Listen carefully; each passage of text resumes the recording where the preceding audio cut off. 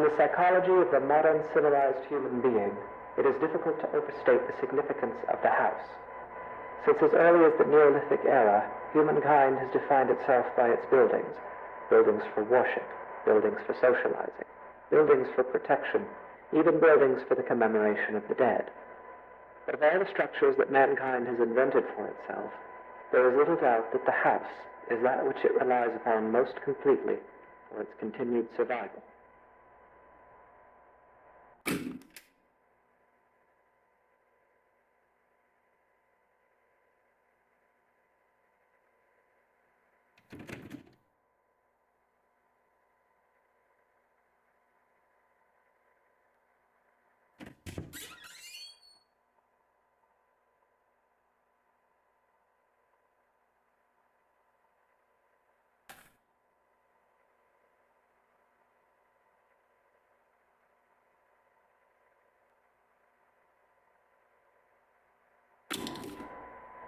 The house is one of the key elements that separates modern humanity from its more primitive antecedents. No other creature goes to such lengths to create lasting, permanent shelter for itself, nor regards such shelters with such reverence and import. Why do human beings of our modern age foster this tremendous sympathy toward their homes? There are many reasons, of course, but perhaps it is due in some small part to seeing them as a reflection of ourselves.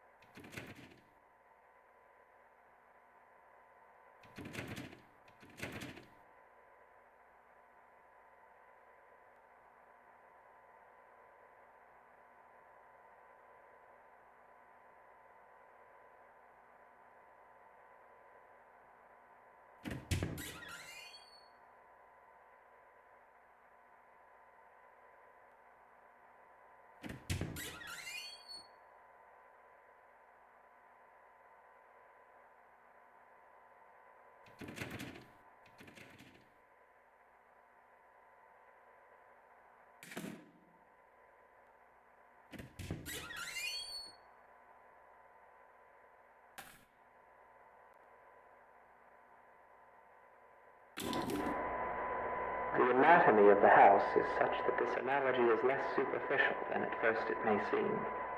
To carry it further, if we were to dissect a house as we might a human cadaver, we would find ourselves able to isolate and describe its various appendages and their functions in a decidedly anatomical fashion. There is even a fair number of direct comparisons to be drawn between those organs of a house and those of a human body.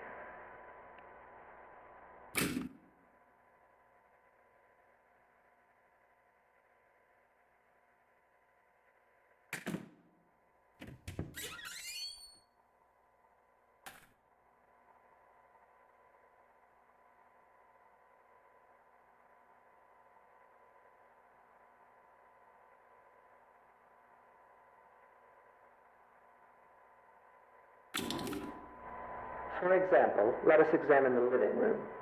Often the dominant space of a house's ground level, as well as typically the center of activity in a well-populated home, the living room is very much the heart of the house. While a human heart circulates blood to oxygenate the body's extremities, the living room circulates people, activity, communication. It is the room most likely to be found beating, as active and vivacious as its name would imply. The comparison is only strengthened when we consider also that the living room is most commonly the room to contain the fireplace, making it additionally a locus of actual physical heat.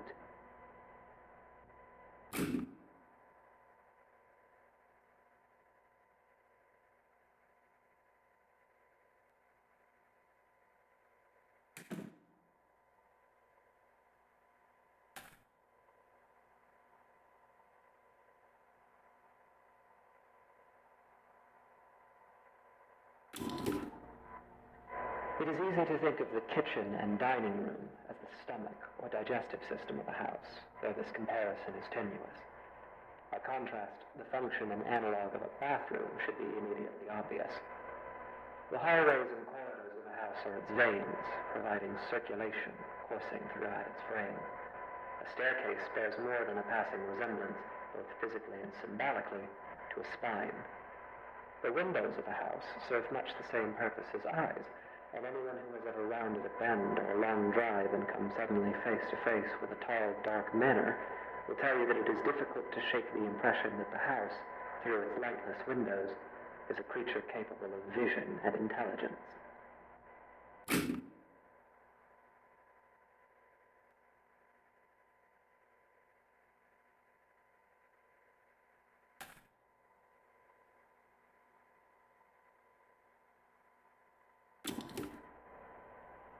The bedroom is perhaps the room that most eludes direct comparison in this fashion. At a stretch, and allowing for a bit of poetic sympathy, it might be said that the bedroom is not unlike the human mind, or those parts of it which dictate thought and imagination. In the bedroom, dreams are dreamt, passions are ignited, epiphanies are experienced in cold sweat at early hours. In the bedroom is where people invariably spend the majority of their time, though comparatively little of it whilst conscious.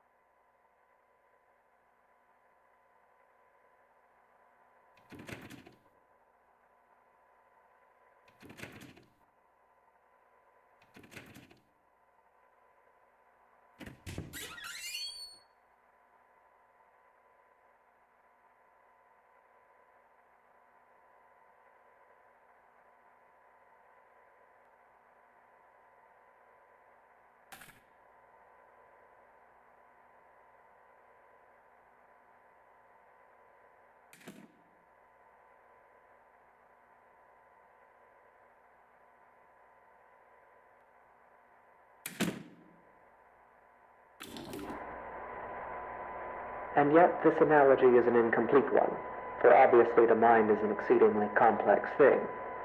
If the bedroom represents the thinking, dreaming part of the brain, then it is the basement that represents those lower, unconscious parts. The basement is dark. It is buried. It is a place full of cobwebs where memories are stored.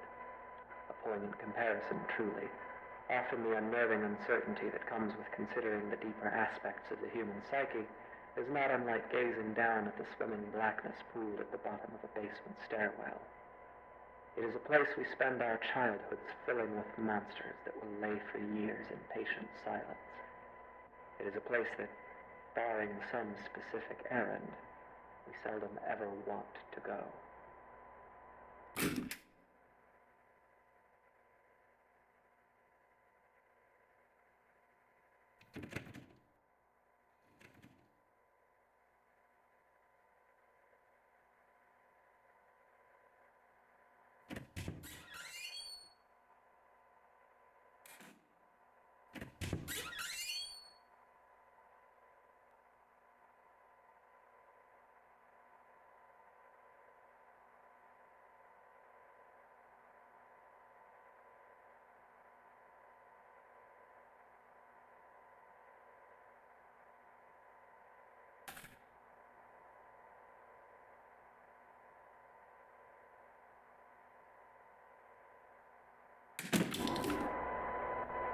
Of course, this comparison, though appropriate, is a very heavy-handed one, and often the basement is little more than a storage space littered with the corpses of spiders and woodlice.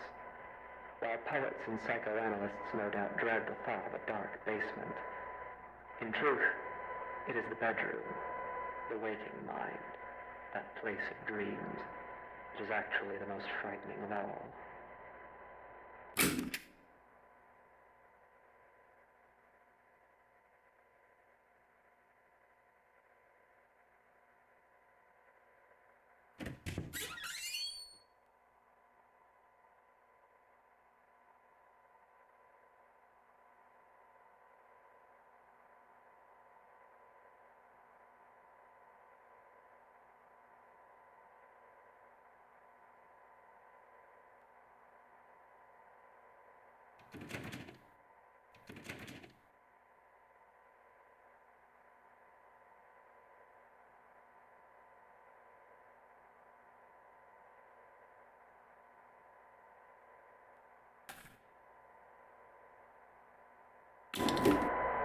It is here, in the bedroom, that we are our most vulnerable. Each night we shut our senses to the world for hours at a time, trusting in the house to keep us safe until next we wake.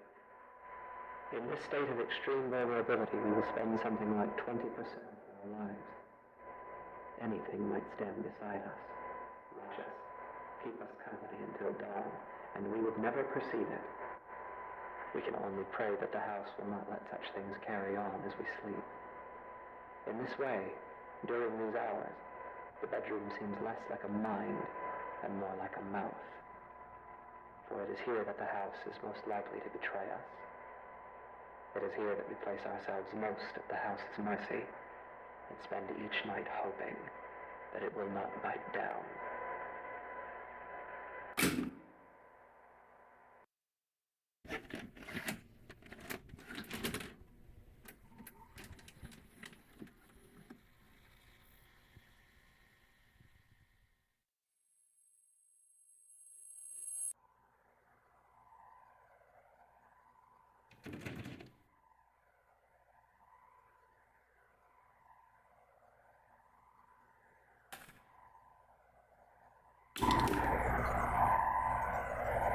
In the psychology of the modern civilized human being, it is difficult to overstate the significance of the house. Since as early as the Neolithic era, humankind has defined the air like dead. But of all the structures that mankind has invented for itself, there is little doubt that the house is that which it relies upon most completely for its continued survival.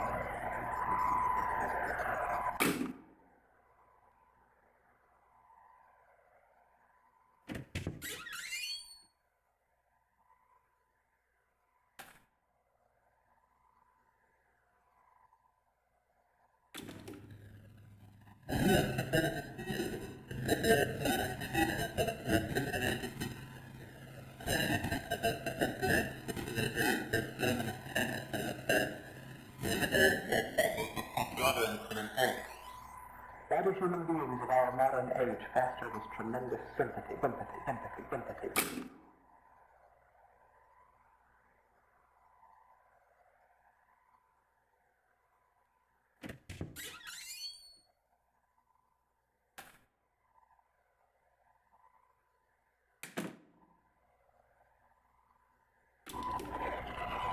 The anatomy of the house is such that the sonority is less superficial than at first it may seem. To tell you further, if we were to dissect the house and remove the human apparatus, we would find ourselves able to isolate and describe its things, appendages, and their functions in a decidedly anatomical fashion.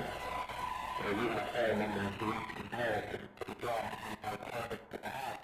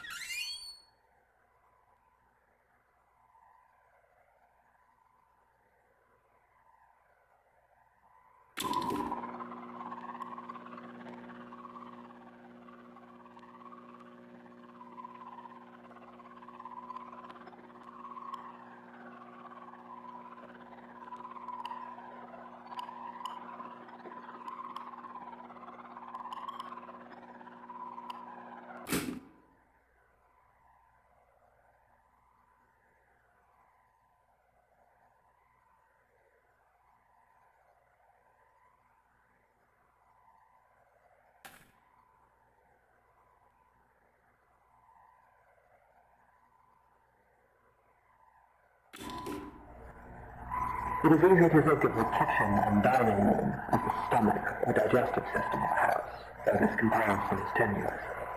By contrast, the function and analog of its bathroom should be immediately obvious. The hallways and corridors of a house are like veins, providing circulation coursing throughout its frame. A staircase bears more than a passing resemblance, both physically and symbolically, to a spine. The windows of the house serve much the same purpose as eyes, and anyone who has ever rounded a bend on a long drive and come suddenly face to face with a tall, dark manor will tell you that the house is a creature capable of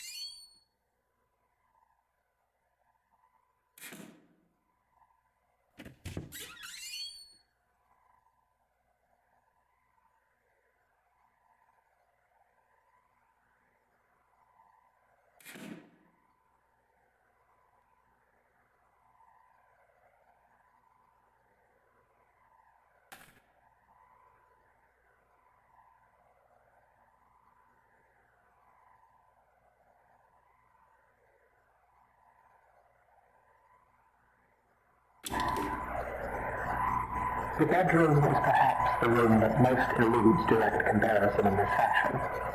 At a stretch, and allowing for a bit of poetic sympathy, it might be said that the bedroom is not unlike the human mind, or those parts of it which dictate thought and imagination.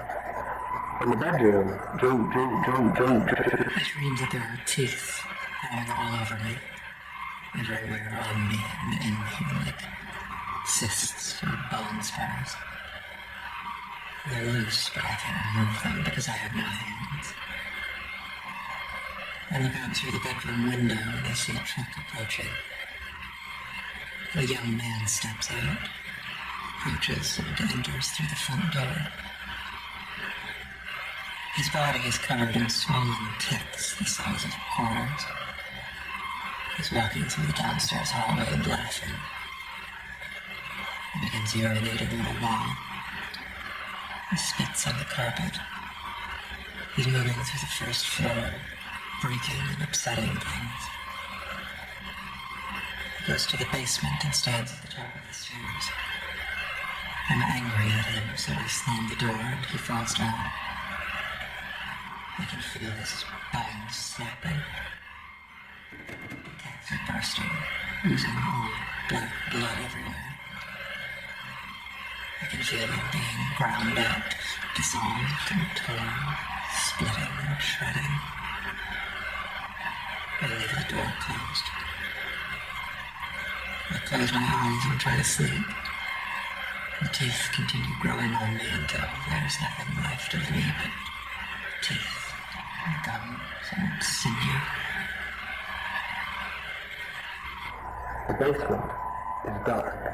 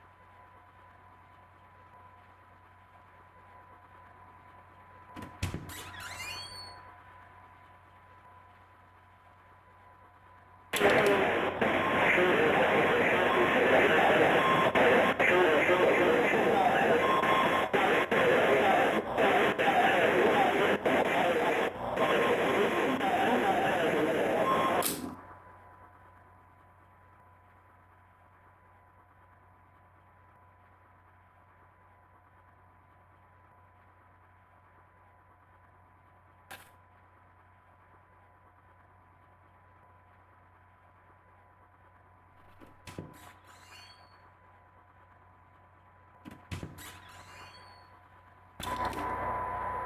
we were to dissect the house, we would find organs and stomach, brain and mind and eyes, dreams and memories and come out, or they might down.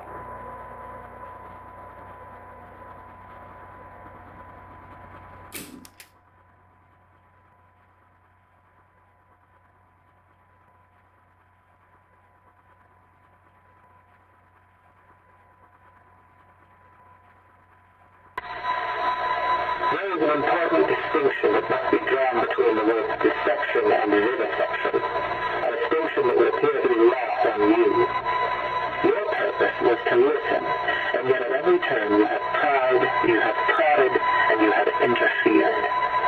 Have you not been paying attention? Did it not occur to you that as an organism existing within a greater organism, your intrusion would be felt? And still you harassed. And now, like the wayward spider who witlessly settles upon a sweeper's tongue, you will be swallowed. Because the truth is this. When a house is both hungry and awake, every room becomes a mouth.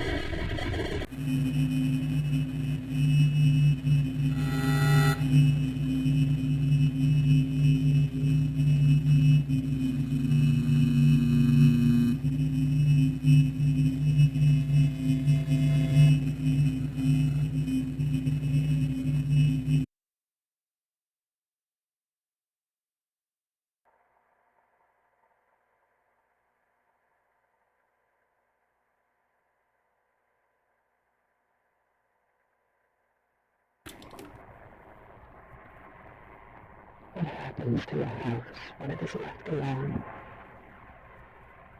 When it becomes worn and aged? When its paint peels and its foundations begin to sink? When it goes for too long unlived in? What does it think of? What does it dream? How does it regard those creatures who built it, brought it into existence only to abandon it when its usefulness no longer satisfies them? It may grow lonesome. It may stare for long hours into the darkness of its own empty halls and see shadows, and its heart may jump as it thinks, here's someone again, I'm not alone. And each time it is wrong, and the hurt starts over. It may haunt itself, inventing ghosts to walk its floors, making friends with its shadow puppets, laughing and whispering to itself at the end of some quiet cul-de-sac. It may grow angry. Its basement may fill with churning acid like an empty stomach, and its gorge may rise as it asks itself through clenched teeth, what did I do wrong? It may grow bitter. It may grow hungry. So hungry and so bitter that its scruples dissolve and its doors unlock themselves. While a house may hunger, it cannot starve.